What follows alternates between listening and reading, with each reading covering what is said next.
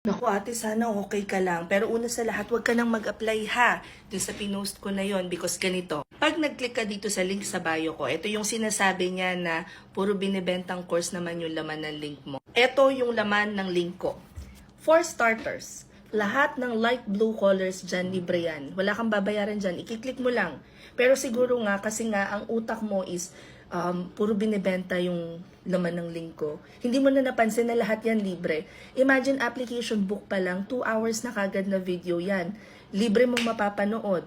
Pangalawa, pag clinic mo yung now hiring, andyan lahat ng nagpapapost sa akin na hiring. Lahat ng trabaho. Nandyan talaga sis. Nung pinost ko yung video na kinomentan mo ng tungkol dun sa hiring, pag clinic mo yung now hiring, parang ilan yung ano natin? 8 na nagkaroon ng work siya?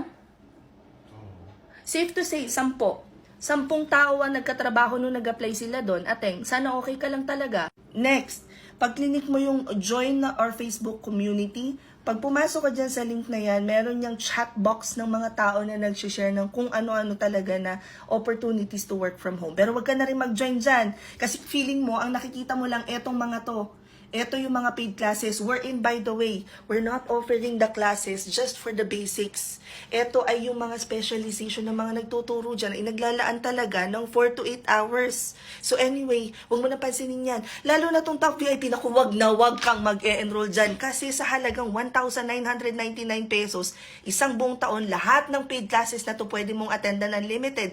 Kaya, hindi para sa'yo yan. Next, kapag may questions ka about working from home, pag clinic mo yan, makakausap mo na ako at saka yung mga admin, sasagutin na any questions that you have about working from home. Last but not the least, kung gusto mong malaman kung saan napupunta yung binabayad ng mga tao sa mga paid trainings na to, click mo to. Pupunta yan sa YouTube ko, makikita mo dyan kung paano ako namamasyal. Inuulit ko ate, wag na wag kang papasok dito sa mga paid classes na to. Kasi alam mo, may in love ka sa team namin. Or hindi, kasi decided na yung utak mo na andito lang ako for the money eh. Una sa lahat, wala pa po ako halos kinikita sa training sa 3 taon na nagtuturo ako because I have been giving information absolutely for free dito sa page ko. Yun lang.